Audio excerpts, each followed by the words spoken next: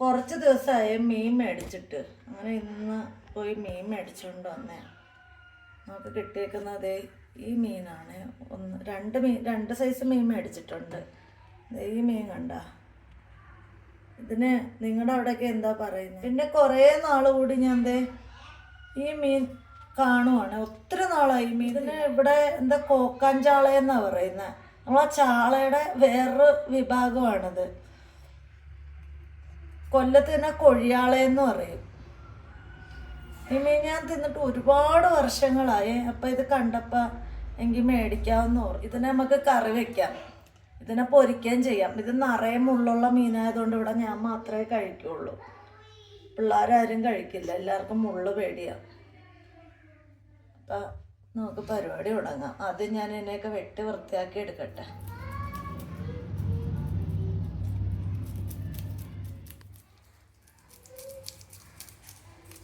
നമ്മുടെ മീൻ വെട്ടി വൃത്തിയാക്കിയിട്ടുണ്ട്. നമുക്ക് ഈ മീനിനെ ആദ്യം കറി വയ്ക്കാം, പിന്നെ ഇതിനെ പൊരിക്കാം. ഇത് തേങ്ങ ചുരണ്ടി വെച്ചിട്ട് നമുക്ക് ഇത്രയും തേങ്ങ വേണ്ട, കുറച്ച് നമുക്ക് ആദ്യം തേങ്ങ മിക്സിയുടെ ജാറിലോട്ട് ഇടാം. ഇതിലേക്ക് നമുക്ക് കുറച്ച് ചെറിയുള്ളി, കുറച്ച് മല്ലിപ്പൊടി ഇട്ട് കൊടുക്കാം, കുറച്ച് മഞ്ഞൾപ്പൊടി ഇട്ട് കൊടുക്കാം, കുറച്ച് മുളക് പൊടി ഇട്ട് കൊടുക്കാം, കുറച്ച് വെള്ളം ഒഴിച്ചു കൊടുക്കാം. ഇനി നമുക്കിത് അരച്ചു കൊണ്ടുവന്നിട്ടുണ്ട്.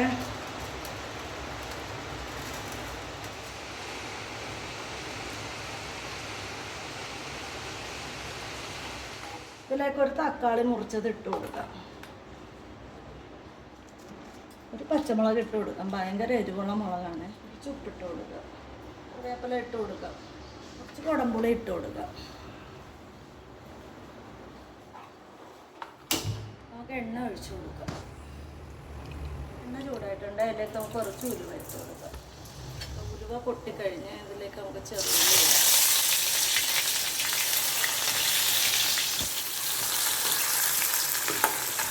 ഇതിലേക്ക് നമുക്ക് അരിഞ്ഞ് വെച്ചെടുക്കുന്ന ഒരു കുറച്ച് കഷ്ണം ഇഞ്ചി ഇട്ട് കൊടുക്കാം.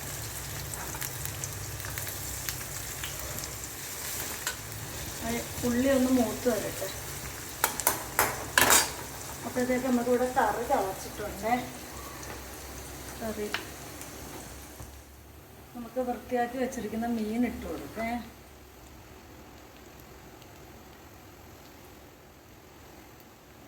മീൻ പൊടിയാതൊന്നും നടുക്കുക, ഇളക്കി കൊടുക്കാം.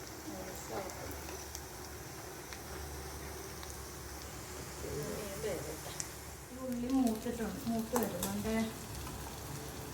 തീ കുറച്ച് വെച്ചിരുന്നേ. ഇതിലേക്ക് നമുക്ക് കുറച്ച് കറിവേപ്പില ഇട്ട് കൊടുക്കാം.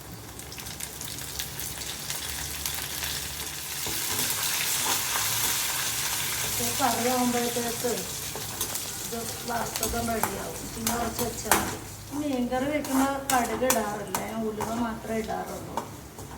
മറ്റുള്ളവരൊക്കെ ഇടുമോ ഇല്ലയെന്ന് എനിക്കറിയത്തില്ല. ഞങ്ങൾ കൊല്ലത്ത് അങ്ങനെ കടുകിട്ട് കണ്ടിട്ടില്ലായിരുന്നു.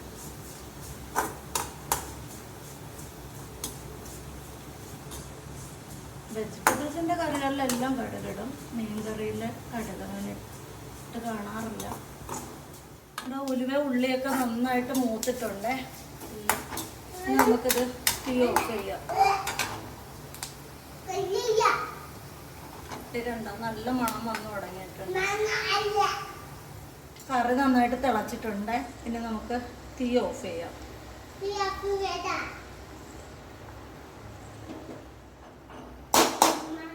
ഇത് നമുക്ക് കറിയിലേക്ക് ഒഴിച്ചു കൊടുക്കാം. കറിയില്ല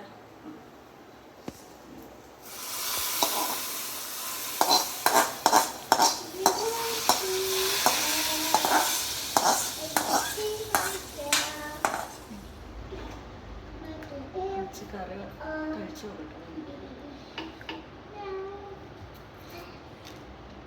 നല്ല കേട്ടോ.